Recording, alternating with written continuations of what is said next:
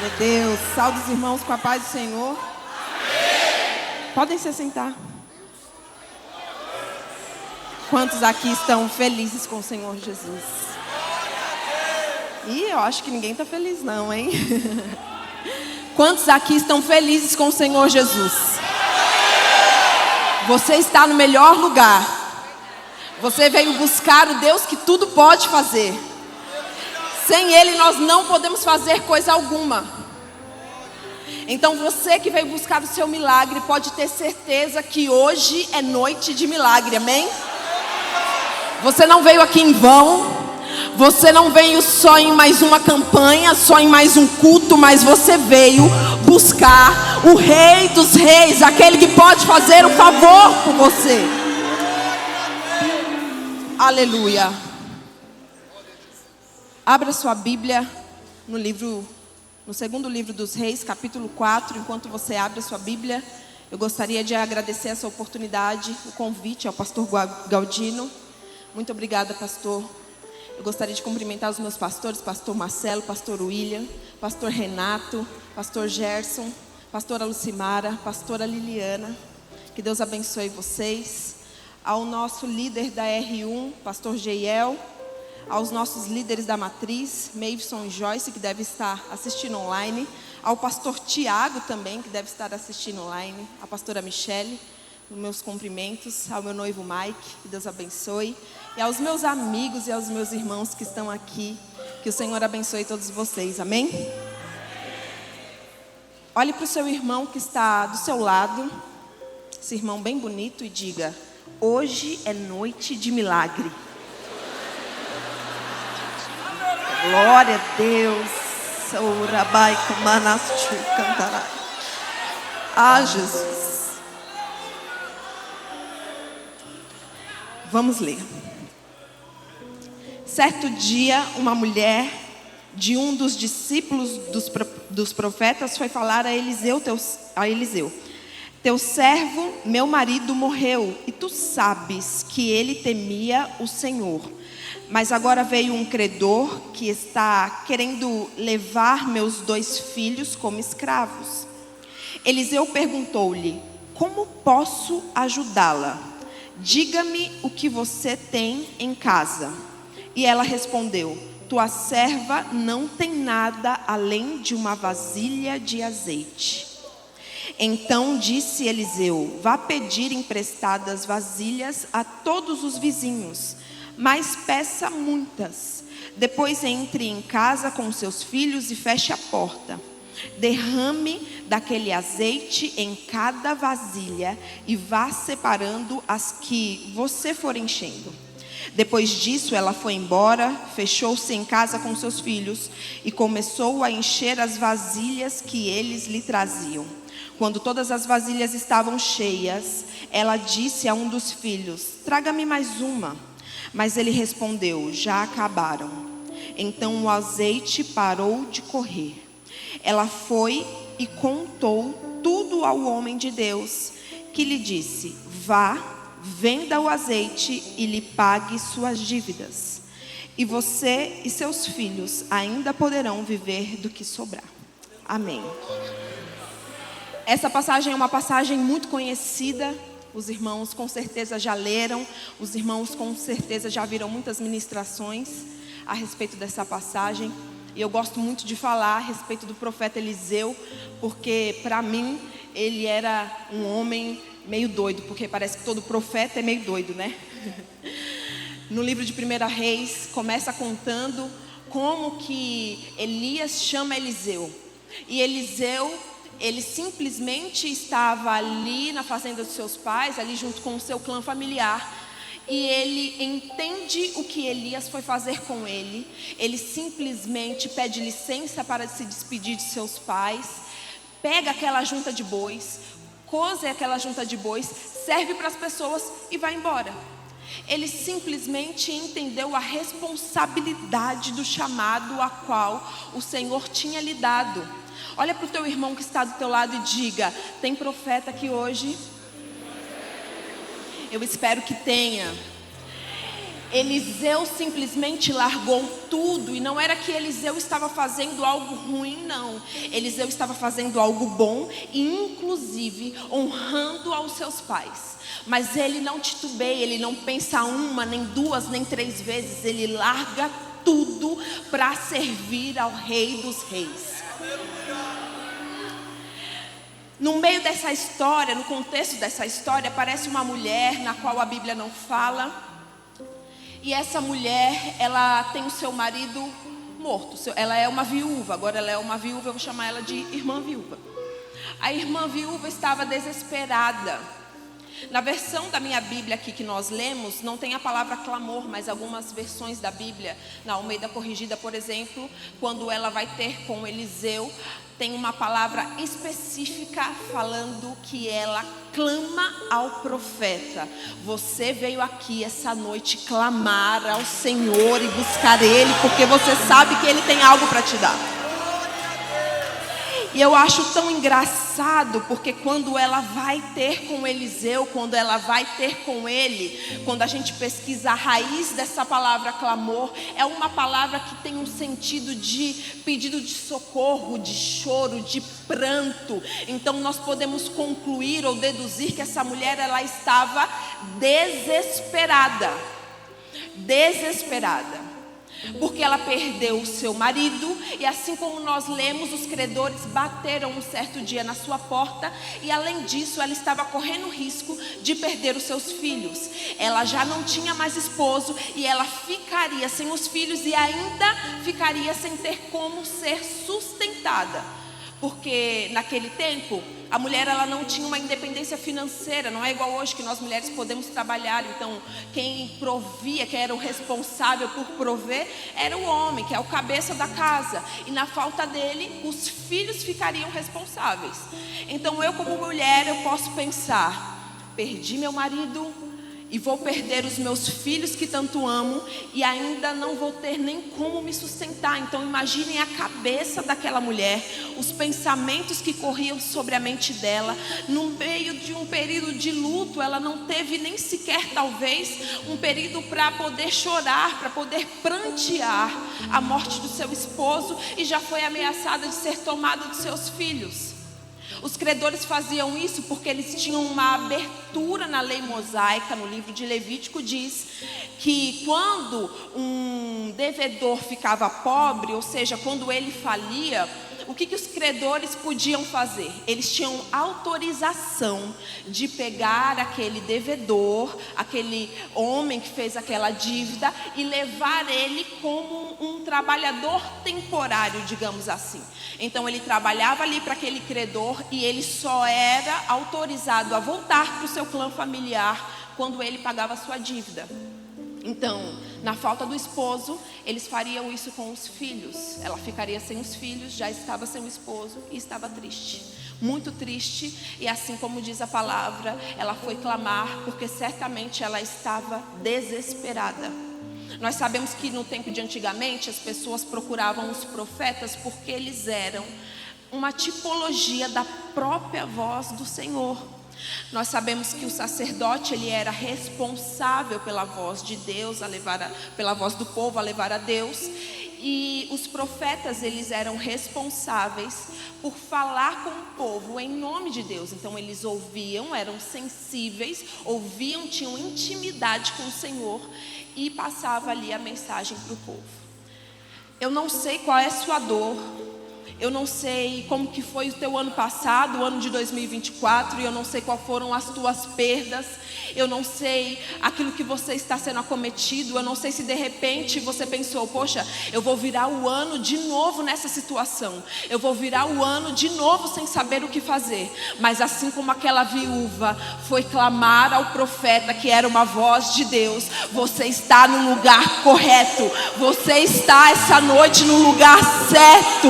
Você veio à casa do Senhor porque você sabe que aqui tem algo, que aqui Ele vai falar com você, que aqui tem socorro do céu para você. E o que eu acho engraçado é que ela não somente clamou, ela tomou uma atitude, ela não se prostrou no meio da tristeza.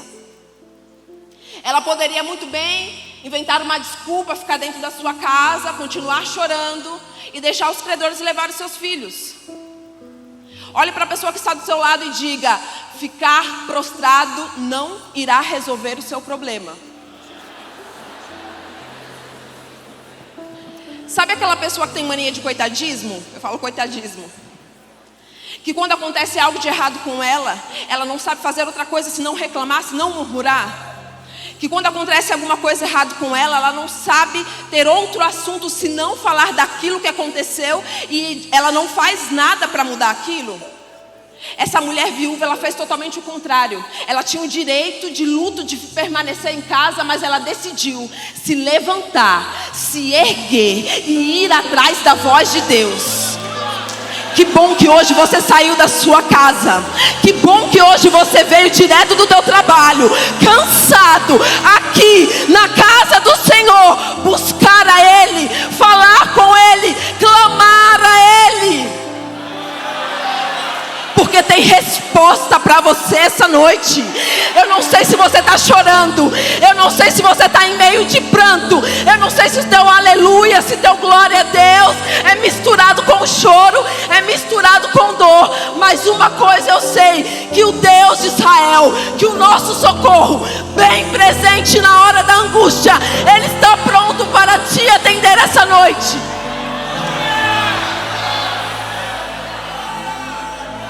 Não é à toa o teu sacrifício de vir aqui. Ou você acha que todos os dias eu estou a fim de pregar, estou a fim de orar, estou a fim de jejuar? Não. Porque às vezes a gente fala para Deus: Senhor, eu não estou com vontade, e não faz. Só que o Senhor, muito mais interessado do que os nossos sentimentos, aquilo que a gente está sentindo ou não, Ele está interessado na nossa obediência, Ele está interessado na nossa insistência, Ele está interessado no nosso interesse por Ele. Ela podia muito bem ficar prostrada, ficar parada, ficar murmurando, deixar os credores levar, e vai saber lá como é que ela ia se manter. Talvez ela ia ter que ter com Eliseu e pedir socorro para ele, mas ela resolve clamar. Essa noite é mais uma noite de clamor. Esse 5º dia da campanha, representando o mês de maio, é mais um dia que você veio aqui não para perder tempo não, porque ninguém tem tempo para perder. Você veio aqui clamar aquele, o Rei dos Reis, aquele que pode fazer algo por você. Ele pode fazer algo por você.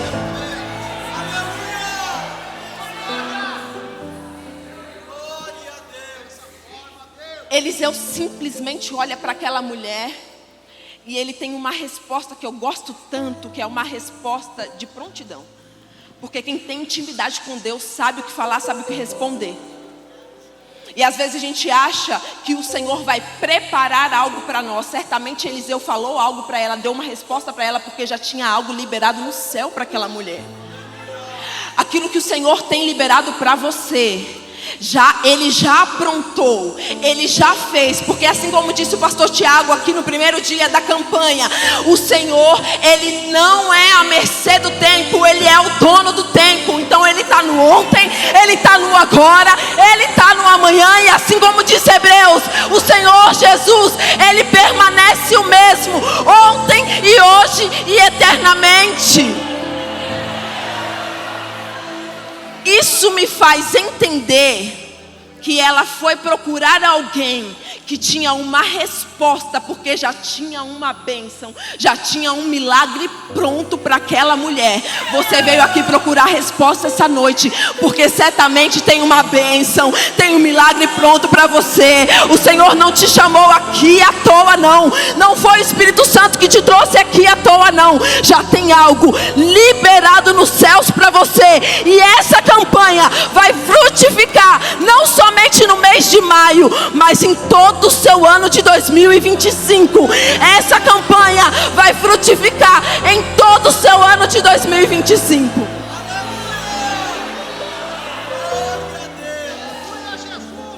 Ele dá uma palavra para ela. Na verdade, ele responde aquela mulher com 2 perguntas: o que hei de fazer por você? E me diga o que você tem na sua casa.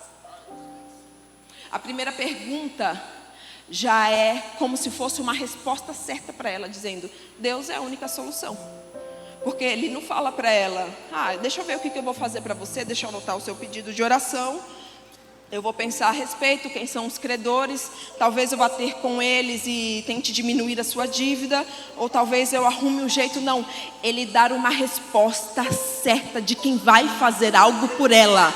O Senhor hoje, ele não veio aqui com meias palavras para te falar, não. Ele veio aqui com uma certeza, porque o Deus que você serve, ele é um Deus de certeza. Ele não é um Deus de dúvida, ele não é um Deus de veja bem, eu vou ver o que eu vou fazer por você, não. Ele é o Deus que te dá a certeza da vitória. E talvez tenha sido isso que ela foi procurar, alguém que tinha a certeza de algo.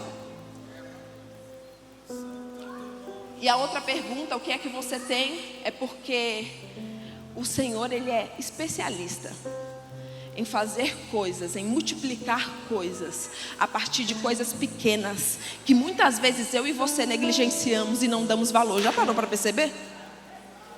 Senhor, eu não tenho como fazer. E Deus está falando: tem algo aí que eu já te entreguei. Tem sim. Senhor, eu não sei como é que eu vou responder a esse chamado. Eu não sei cantar. O Senhor está falando: canta com a voz que tem. Vai buscar recurso, vai buscar conhecimento. Senhor, eu não sei como pregar. Abra a tua boca, que a palavra certa eu dou. Passa tempo comigo, passa madrugada comigo. Me busca em oração, me busca em monte. Eu quero ver Deus não responder, Deus não te usar. Senhor, eu não tenho recurso, eu não tenho como pagar tal conta. E Ele diz assim: pega o que você tem e faça assim mesmo, e assina assim mesmo. Tome uma atitude de fé. Porque às vezes o que a gente acha que é pouco, para Deus é o suficiente para Ele multiplicar. Lembra da multiplicação dos pães e peixes? O Senhor fala para os discípulos: deem vocês de comer a eles. E eles falam: a gente não tem. A gente teria que gastar 200 denários para poder dar de comer a todo esse povo. E lá na vila mais próxima, estou parafraseando para que você entenda. E aí Deus dá uma resposta. Jesus, ele é cirúrgico. Por isso que eu gosto dele, que ele não é meio termo. Ele não fica entre meias palavras. Ele fala logo: o que é que vocês têm aí? Porque ele sabia que tinha alguém disposto, com pouco, a doar aquele pouco para que aquele pouco fosse multiplicado. E quando ele pega aqueles pães e aqueles peixes, a primeira coisa que ele faz, assim como, se eu não me engano, foi o pastor Paulo, não sei o que falou aqui, a primeira coisa, não, foi o pastor Cássio, ele agradece. Ele agradece porque ele sabe que aquilo ali, na mão dele, tinha um poder de multiplicar. Então Eliseu faz aquela pergunta àquela mulher, e ela, em prontidão, já logo responde: eu não tenho nada a não ser uma botija de azeite. O historiador Flávio José, ele vai dizer no seu livro A História dos Hebreus, na página 433, depois se você quiser pesquisar, ele diz que provavelmente aquele homem, é um fato histórico, aquele homem devia ser Obadias. Eu não posso afirmar porque a palavra não diz isso, mas é um fato histórico que a gente pode ou não considerar. E ele fala que aquele homem é Obadias. E quando a gente vai ver quem era Obadias, o que Obadias fez para servir aqueles profetas, a gente vai encontrar Obadias em 1º livro dos Reis, capítulo 18. O que Obadias fez? Obadias era serviçal do rei, mas ele resolve arriscar a sua vida para guardar a vida de 100 profetas do Senhor. Havia ali uma casa temente e uma casa que servia a Deus. Talvez aí exista uma casa temente, uma casa que serve ao Senhor, uma casa que adora ao Senhor, mas é uma casa que precisa de socorro. Então era típico daquela época que quem servia os profetas, quem participava da escola dos profetas, tivesse uma botija de azeite para poder ungir as pessoas. Então talvez aquela mulher não tivesse nada dentro da casa dela para que ela pudesse penhorar. Talvez ela não pudesse vender nada, talvez ela não tivesse garantia de nada. E infelizmente a única herança que o seu esposo deixou foi uma dívida. Mas ela pensava dessa forma, porque ela estava tão envolvida com o problema, que ela esqueceu de ver o que ela tinha. Às vezes eu e você estamos tão envolvidos com o nosso problema que a gente esquece de ver aquilo que Deus já nos deu. Mas hoje o Senhor me trouxe até aqui como uma boca profética, porque eu não vim para brincar. Eu não aceitei essa oportunidade aqui à toa, não. O Senhor me trouxe até aqui para te dizer que hoje Ele está tirando as escamas dos seus olhos, para que você possa enxergar aquilo que você já tem como um recurso, aquilo que você já tem como um dom, aquilo que você já tem, que Ele te deu, que Ele te entregou de precioso, e que às vezes no calor da emoção, às vezes com todos os problemas, você não consegue ver a solução. Então tem azeite aí. Tem azeite aí que às vezes o credor não quer. Ele quer outra coisa, mas o que Deus valoriza é diferente. Parece pouco, mas tem azeite. Parece pouco, mas tem unção. Parece pouco, mas tem alegria. Parece pouco, mas é de Deus. Então às vezes aquilo que o credor está querendo te roubar, aquilo que o teu inimigo está querendo te roubar, nem é aquilo que Deus valoriza tanto assim. Mas aquilo que você tem, que você não está valorizando, Deus fala hoje: valoriza aquilo que eu já te entreguei, que a partir daí haverá multiplicação na tua casa. Valoriza aquilo que eu te dei, que a partir daí haverá multiplicação, haverá milagre não somente para o dia da providência, mas para outros dias. O nosso Deus, Ele é um Deus completo. Então Ele traz muitas coisas preciosas quando Ele faz um milagre em nós. E eu falo milagre em nós porque o Senhor, primeiro, eu costumo dizer que Ele faz um milagre moral na gente. Antes de Ele fazer um milagre mesmo, da gente ver um milagre de fato idealizado na nossa mente, Ele faz um milagre moral porque Ele precisa mudar os nossos conceitos, os nossos princípios, a nossa mentalidade, para que a gente comece a entender como que de fato o Senhor quer fazer e a transformação que Ele quer fazer na nossa vida. Então talvez você esteja passando por um momento difícil, por um momento de aperto, por um momento de sufoco, e talvez você tenha até pensado: nossa, a vida poderia ser mais fácil. Mas como que você conheceria a Deus se a sua vida fosse mais fácil? Como que você conheceria o eu sou se a sua vida fosse mais fácil? Então o Senhor, Ele permite com que algumas coisas aconteçam na nossa vida, para que a gente possa participar disso com Ele, e entender que um caminho do milagre com Ele é um só, mas que nesse caminho a gente precisa entender que Ele não quer somente fazer algo extraordinário na nossa vida, mas Ele quer fazer uma mudança de mentalidade, acerca da gente conhecer mais a Deus, acerca da gente poder testemunhar os feitos dEle, acerca da gente ser mais compassível com as pessoas. Ela entende que ela tem algo e ela nem valorizava. E hoje o Senhor está mandando eu e você valorizarmos aquilo que nós temos e aquilo que nós chamamos de pouco. Depois que ela entende que ela tem algo que ela não valorizava, o profeta pega aquele algo e fala, é como se ele falasse: é precioso sim. Então você vai até os seus vizinhos, pegue muitas vasilhas. Talvez muito para você seja 10, para mim talvez é 20 ou 30. Eu não sei quantas vasilhas ela pegou, mas ela obedeceu. Talvez sem entender completamente como que seria feito o milagre, ela simplesmente foi e obedeceu. E às vezes o Senhor já nos deu uma palavra, 2 palavras, 3 palavras, e a gente está querendo espiritualizar e ainda orar para saber o que Deus quer. E hoje Deus me trouxe até aqui para te dizer: chega, porque eu já te dei uma palavra, 2 palavras, 3 palavras. Eu já mandei você fazer, eu já mandei você ir, eu já mandei você buscar, eu já mandei você comprar, eu já mandei você profetizar, e você não está se mexendo. Já parou para entender? No dia que Deus falou para eu sair do lugar a qual eu estava, era muito confortável para mim. Eu congregava perto da minha casa, eu conhecia os meus pastores há mais de 8 anos. Eu conhecia muitos amigos, eu tinha muitos amigos, era uma igreja pequena, mas todo mundo me conhecia a minha família. E simplesmente um dia Deus falou assim para mim: sai. Aí eu, com o meu sotaque nordestinês, falei: oxe, sair não. Não estou nem procurando igreja, vou sair. E ele falou: saia. Eu não saí. Aí um certo dia ele usou uma mulher, e ela disse assim: saia e não espere, o ano virá. Eu falei: está na hora de sair. Aí eu saí. Hoje eu estou aqui porque eu obedeci a Deus. Porque se eu tivesse ficado, eu não estaria aqui.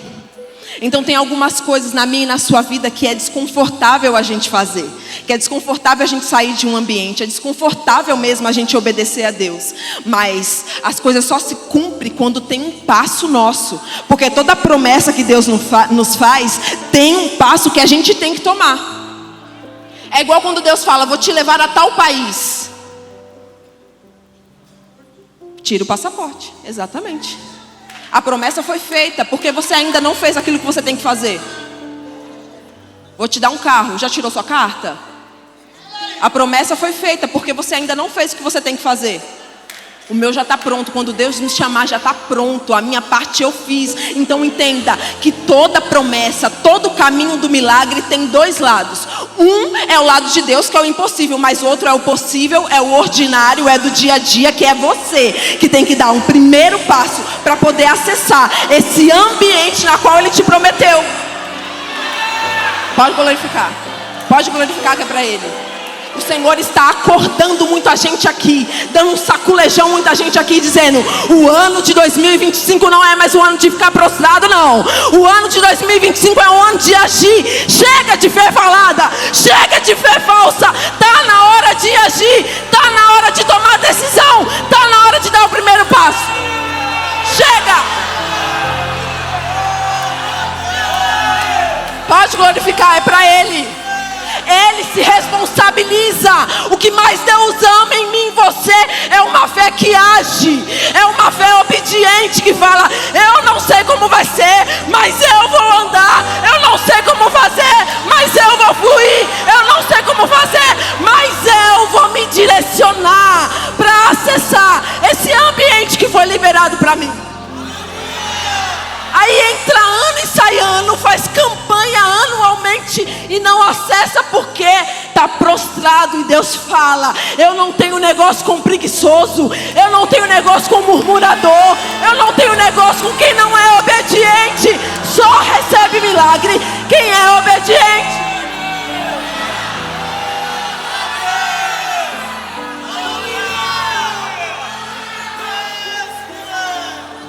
Estou acabando. Já pensou se ela fosse para a casa dela, ainda chorar e falar: que negócio sem pé e nem cabeça, pedir um monte de vasilha para os meus vizinhos? Já pensou se essa mulher fosse fazer isso? Ela ia deixar de contemplar o milagre sendo feito. Muita coisa passa na minha e na sua vida porque a gente não obedece. E Deus está falando hoje: obedeça, porque 2025 será um ano de multiplicação. Obedeça, porque 2025 será um ano na qual a promessa vai sair do papel.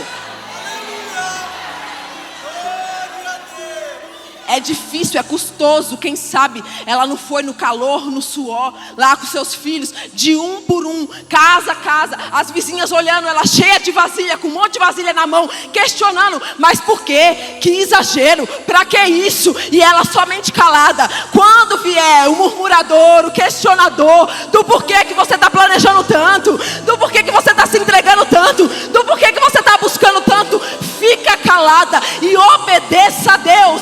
Fica calado e obedeça a Deus.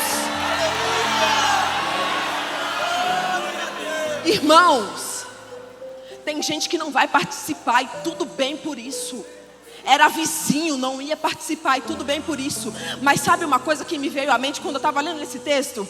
Será que ela tinha um bom relacionamento com os vizinhos dela? Sabe por quê? Porque o nosso Deus é um Deus de relacionamento. Se fosse vocês no lugar dessa mulher, os seus vizinhos emprestariam essas vasilhas? Emprestaria? Se fosse você no lugar dessa mulher, o pessoal do seu trabalho, o pessoal da sua igreja local, emprestaria essas vasilhas para você? Deus é um Deus de relacionamento. Chega de contenda no nosso meio. Chega de briga, de mimimi, tititi. Eu não gosto de fulano, pois você vai ter que engolir, porque ele é teu irmão na fé. Jesus ama você, mas ama ele também. Ai, fulano é intragável, mas Jesus também ama ele. Chega! 2025 é um ano de milagres, mas também é um ano de mudança. Pare de dizer: esse é meu jeito. O teu jeito tem que se dobrar ao Rei dos Reis, senão tu não é cristão. Imagina se eu fosse fazer somente o que eu quero e falar somente com o que eu gosto. Quando o Senhor fala, ame o teu próximo, é porque Ele sabe que é uma tarefa difícil. Porque se eu fosse amar somente os meus parentes, a minha família, o meu noivo, os meus amigos, estava ótimo. Mas é o teu próximo, sem exceção. Você tem que amar aquela irmã que tu não gosta. Você tem que amar aquele irmão que tu não gosta. Vai chupar limão e vai amar sim. Aí se você vier ainda com essa conversinha, eu vou dizer, você não é crente. Porque você não conhece o amor que está aqui. Me desculpa, mas é a palavra que fala isso. Não sou eu. Deus quer fazer milagre na minha e na tua vida. Mas Ele é um Deus de relacionamento. Você tem que sim se reconciliar com essa pessoa que você diz que é intragável. Você tem sim que dar a paz do Senhor para essa pessoa que você diz que não suporta. Porque ela é teu irmão em Cristo. Sabe por que às vezes o milagre não acontece? Porque é orgulhoso, nariz empinado, se acha o rei. Aí não vai acontecer mesmo não. Imagina se essa mulher tivesse briga com os vizinhos. Você acha que ela ia? Não ia não, gente. Foi o bom relacionamento dela que foi uma das coisas que definiu o milagre dela. O milagre que ela teve foi por conta do clamor, da obediência e do bom relacionamento com os que estavam em volta, com os vizinhos. O Senhor te diz essa noite. Outro dia a gente termina. Se coloque de pé. O Senhor te diz essa noite: quero um milagre. Eu estou pronto. Eu sou o dono do Kairos. Já acessei, já está pronto. Eu estou no ontem, eu estou no hoje, eu estou no teu amanhã. Está disponível. Mas para acessar tem que obedecer, sim. Para acessar tem que abrir mão, sim. Para acessar tem que parar de ser orgulhoso, mentiroso. Para acessar tem que amar, sim. Porque esse é o Deus que nós servimos. Se você canta, eu quero parecer com Jesus, você tem que entender que quando Ele estava na cruz do Calvário, Ele perdoou todo mundo. E você não vai perdoar. Deus tem um milagre para vocês. Eu acredito muito que hoje há uma mudança de mentalidade em nós. Nós não seremos mais os mesmos em 2025 não. Melhor, pastor, do que qualquer bem material, melhor do que qualquer coisa que nós podemos adquirir, do que dinheiro, do que carro, moto, apartamento, é ter uma mudança de mente. Porque o milagre começa aqui, queridos, para depois nós acessarmos aquilo que o céu já liberou para nós. Então nessa noite você irá romper, você irá acessar, porque a tua mente está sendo mudada agora. Porque a tua mente está sendo mudada agora para que você acesse aquilo que há muito tempo você tem orado e se perguntava: por que eu não acesso? Por causa da desobediência. Chega, vamos ser crentes de verdade, vamos amar nosso irmão, vamos ter comunhão e vamos ter atitude. Chega de fé falsa, chega de fé falada, chega de uma fé rasa. É uma fé profunda sendo liberada. E assim eu agradeço a minha rica oportunidade.